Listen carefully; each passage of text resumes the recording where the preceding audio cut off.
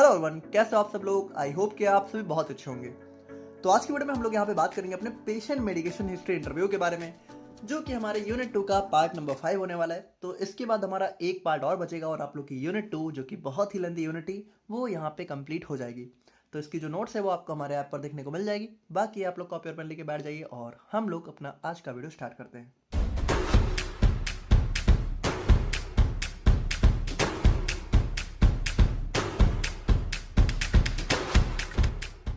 तो देखो, बात करें हम लोग यहाँ पे पेशेंट मेडिकेशन हिस्ट्री इंटरव्यू के बारे में।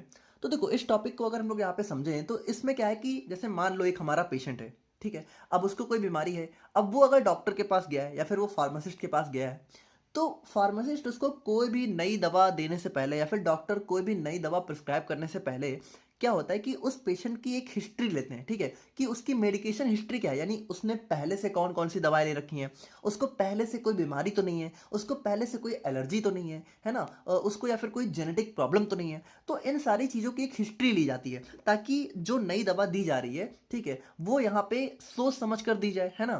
पता चले पहले से ही पेशेंट की एक दवा चल रही है और जो डॉक्टर है या फिर फार्मासिस्ट है उसको नहीं पता है, और अगर उसने कोई नई दवा दे दी, मान लो उस दवा ने इंटरेक्ट कर लिया, तो वहाँ पे हमारी प्रॉब्लम कॉज हो सकती है। तो इन्हीं सारी चीज़ों के चलते पेशेंट की एक मेडिकेशन हिस्ट्री ली जाती है। तो उसी का जो एक इंटरव्यू होता है, इंटरव्यू मतलब क्या कि उसमें पूछा जाता है पेशेंट से सवाल किसके रिलेटेड, कि पहले से तुम्हें कौन सी बीमारी है, कौन कौन सी दवा चल रही है। तो वो सारी चीज़ों की जो हिस्ट्री होती है वो होती है हमारी पेशेंट मेडिकेशन हिस्ट्री इंटरव्यू। तो यहाँ पे देखो, patient medication history interview is a structured process of collecting comprehensive information from a patient about all the medicines that patient is currently taking or has taken in the past। यानी कि इसमें यहाँ पे सारी इंफॉर्मेशन ली जाती है कि कौन कौन सी दवा यहाँ पे पेशेंट ऑलरेडी ले रहा है या फिर पास्ट में ले चुका होता है, ठीक। तो उन सभी के रिलेटेड इंफॉर्मेशन यहाँ पे कलेक्ट करी जाती है। It is usually conducted by a pharmacist, doctor or nurse to ensure safe and effective pharmacotherapy। बाकी देखिए, जनरली जो पेशेंट मेडिकेशन हिस्ट्री इंटरव्यू है, इसको हमारा फार्मासिस्ट भी ले सकता है, डॉक्टर भी ले सकते हैं, नर्स भी ले सकते हैं। अब एक्चुअल में तो इसको फार्मासिस्ट को ही लेना चाहिए, बट यहाँ पे आज के दिन में देखा जाए तो डॉक्टर्स ज़्यादातर ये काम तो डॉक्टर ही लेते हैं। मतलब भाई, पेशेंट से उनकी हिस्ट्री कौन पूछता है, डॉक्टर ही पूछते हैं। बट एक्चुअल में देखा जाए तो काम हमारा फार्मासिस्ट का होता है, बट आज के दिन में इंडिया में स्पेशली डॉक्टर्स ही ये काम करते हैं। अब अगर हम लोग यहाँ पे बात करें need of patient medication history interview के बारे में, तो देखो इसकी क्या जरूरत होती है। तो सबसे पहला आता है to identify all medicine that patient is taking prescribed OTC herbal supplements. यानी कि जो जो भी मेडिसिन यहाँ पे पेशेंट ले रहा है, चाहे वो प्रिस्क्राइब करी गई हो, चाहे वो ओवर द काउंटर हो सकता है बिना प्रिस्क्रिप्शन के भी ले रहा हो, चाहे वो हर्बल हो, चाहे कोई सप्लीमेंट ही ले रहा हो, ठीक है। तो उन सभी चीज़ों की इन्फॉर्मेशन होना बहुत जरूरी है कोई भी नई दवा देने से पहले, टू अवॉइड ड्रग इंटरेक्शन। तो भाई देखिए, जब पहले से कौन कौन सी दवा पेशेंट ले रहा है या फिर ले चुका है, वो सारी चीज़ें पता होंगी, तो नई ड्रग उस हिसाब से दी जाएंगी कि ड्रग इंटरेक्शन ना हो। उसके बाद पता चले जिस चीज़ की दवा यहाँ पे पेशेंट लेने गया है, वही मतलब हो सकता है कभी कभी क्या होता है कि पेशेंट डॉक्टर्स बदलते रहते हैं सेम बीमारी के लिए। तो पता चले पहले से जो डॉक्टर पहले जिस डॉक्टर को दिखाया था पेशेंट ने, उसने भी कोई सेम दवा दी हो, और जो नया डॉक्टर है वो भी सेम दवा दे दे, तो वहाँ पे क्या होगा, अगर पेशेंट दोनों दवाएं लेगा तो वहाँ पे ओवरडोज हो जाएगा, डुप्लीकेशन हो जाएगा। तो वहाँ पे उन सभी चीज़ों से बचने के लिए भी हमारी हिस्ट्री जरूरी होती है। टू प्रिवेंट मेडिकेशन एरर, तो वही चीज़ है कि यहाँ पे भी हमारा पहले से अगर कोई मेडिकेशन चल रही होती है, फिर नई बाद में दे दी जाए, तो वहाँ पे एरर ना आ जाए, ठीक है। तो वहाँ उन सब चीज़ों के लिए भी। उसके बाद टू चेक एडहेरेंस, तो यहाँ पे ये भी देखा जाता है कि पेशेंट की अगर कोई ऑलरेडी उस मतलब मेडिकेशन हिस्ट्री है, तो उसने दवा कितनी अच्छे से फॉलो करी, उसने जो भी मतलब कह सकते हो रिजल्ट था वो मिला कि नहीं मिला, तो वो सारी चीज़ें भी देखी जाती है। टू आइडेंटिफाई ड्रग एलर्जीज और पास्ट एडीआरएस, ठीक है। तो उसको कौन कौन सी ड्रग से एलर्जी हो सकती है या फिर पास्ट में कौन कौन से एडवर्स ड्रग रिएक्शंस देखने को मिले, तो इन सभी चीज़ों को भी आइडेंटिफाई कर लिया जाता है। उसके बाद to assess effectiveness of past and current medicine, तो पास्ट में जितनी भी मेडिसिन पेशेंट ने ली है या फिर अभी भी जो ले रहा है, तो उसका इफेक्ट यहाँ पे पेशेंट को मिला कि नहीं मिला, और नहीं मिला तो क्यों नहीं मिला, तो वो सारी चीज़ें भी देखी जाती है। To provide continuity of care during hospital admission transfer planning, तो यहाँ पे क्या होता है कि कभी कभी यहाँ पे वही चीज़ है कि पेशेंट जो है एक नए सिटी में शिफ्ट हो जाता है या फिर हॉस्पिटल चेंज कर देता है, तो वहाँ पे भी जो है कंटिन्यूटी ऑफ केयर बनी रहे, है ना। जो दवा उसकी चल रही है वो ना बंद हो, अगर कोई नई बीमारी आई है तो उसको भी उस हिसाब से मैनेज किया जाए, तो इन सब के लिए भी हमारा आ जाता है। और उसके बाद to help in clinical decision making for safe and effective treatment, तो यहाँ पे भी वही चीज़ आ जाती है कि अगर पहले से कोई दवा चल रही है तो नई दवा उस हिसाब से दी जाती है कि वो इंटरेक्ट ना करे, है ना, और वो प्रॉब्लम ना कॉज कर दे, उसका साइड इफेक्ट ना हो। To improve patient education and promote rational use of drug. तो पेशेंट की एजुकेशन को भी यहाँ पे इम्प्रूव किया जाता है, ठीक है, पेशेंट को भी सारी चीज़ों की इन्फॉर्मेशन दी जाती है, और रैशनल मतलब कि जो दवा है उसका सही यूज हो, जरूरी यूज हो, वही वो भी चीज़ें हमारी इंश्योर करी जाती हैं। तो ये हमारा नीड हो जाता है पेशेंट मेडिकेशन हिस्ट्री इंटरव्यू का। अब अगर हम लोग यहाँ पे देखें कि कौन कौन सा डाटा हमारा कलेक्ट किया जाता है पेशेंट मेडिकेशन हिस्ट्री इंटरव्यू में, तो सबसे पहला हमारा हमारा आ जाता है डेमोग्राफिक इन्फॉर्मेशन। तो इसमें हमारा पेशेंट की क्या एज है, उसका डेट ऑफ बर्थ क्या है, उसका हाइट क्या है, वेट क्या है, रेस, रेस मतलब कि किस जगह से बिलोंग करता है, किस पार्टिकुलर वैरायटी से वो बिलोंग करता है, ठीक है, टाइप ऑफ रेजिडेंस, तो मतलब कि जो उसका घर है वो खुद का है, किराए का है, एजुकेशन क्या है पेशेंट की, ऑक्यूपेशन क्या है, काम क्या है, ये सारी चीज़ें ली जाती हैं।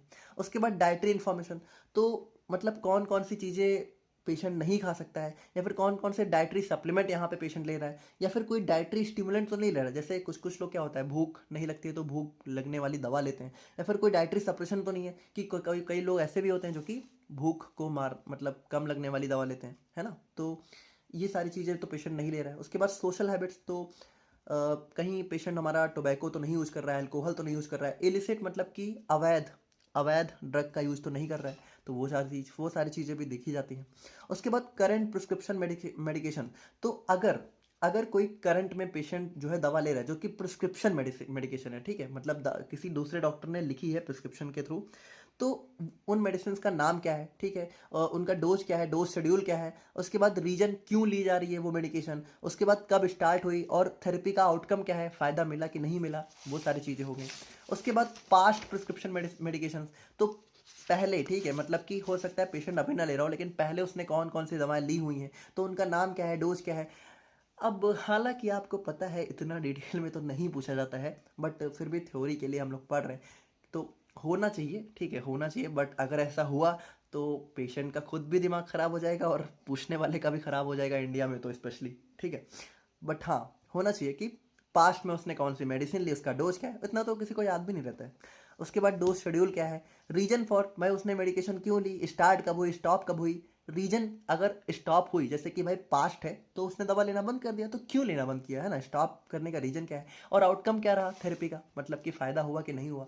उसके बाद देखिए ये हो गई प्रिस्क्रिप्शन। अब अगर हम लोग बात करें करंट नॉन प्रिस्क्रिप्शन, यानी कि ओवर द काउंटर कौन कौन सी ड्रग वो ले रहा है, तो उसका नेम क्या है, डोज क्या है, डोज शेड्यूल क्या है, रीजन क्या है लेने का, स्टार्ट डेट क्या है, और आउटकम क्या है, फ़ायदा मिला कि नहीं मिला।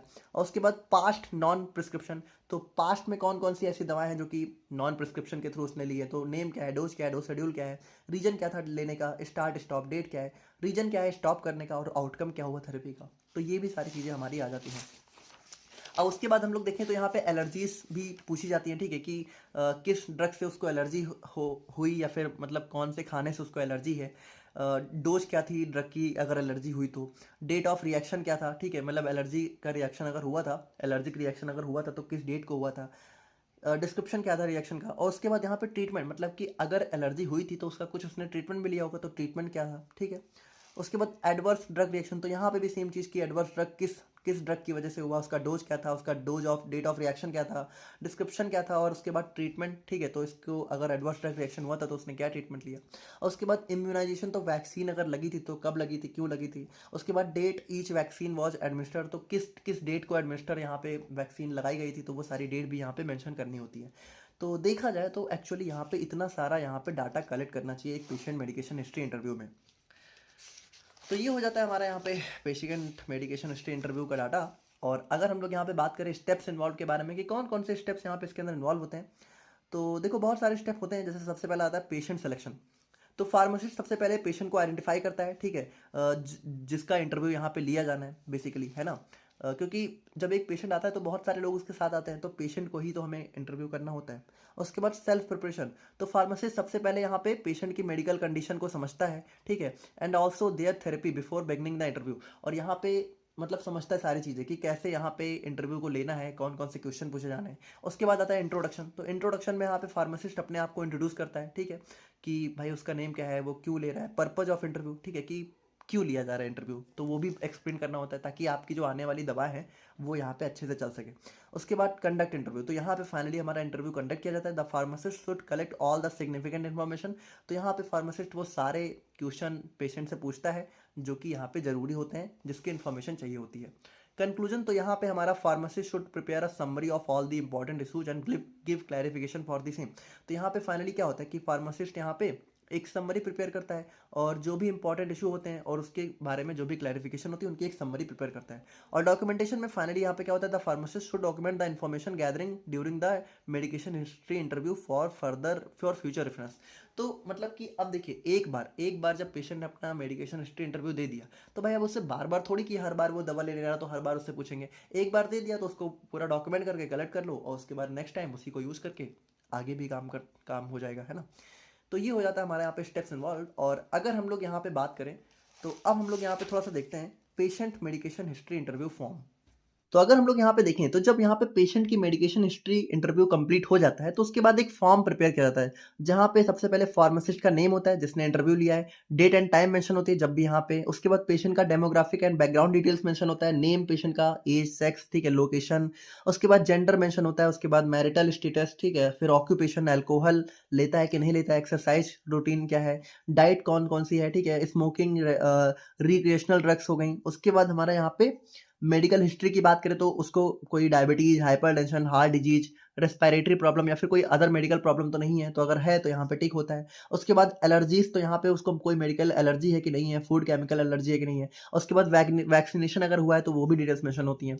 तो ये देखिए, ये हमारा एक फॉर्म होता है जो कि यहाँ पे पेशेंट की मेडिकेशन हिस्ट्री का इंटरव्यू लेने के बाद तैयार किया जाता है। अब ये फॉर्म थोड़ा अलग अलग टाइप से अलग अलग जगह देखने को मिल सकता है, बट ये एक कॉमन फॉर्म होता है जो कि आप यहाँ पे बना के आ सकते हो। उसको जरूर बना के आना है ताकि थोड़ा सा एक अच्छा इंप्रेशन पड़े। तो यहाँ पे हमारा पेशेंट का medication history interview topic complete होता है और नेक्स्ट हम लोग मिलेंगे अपने यूनिट 2 के लास्ट पार्ट के साथ। तब तक के लिए थैंक यू सो मच।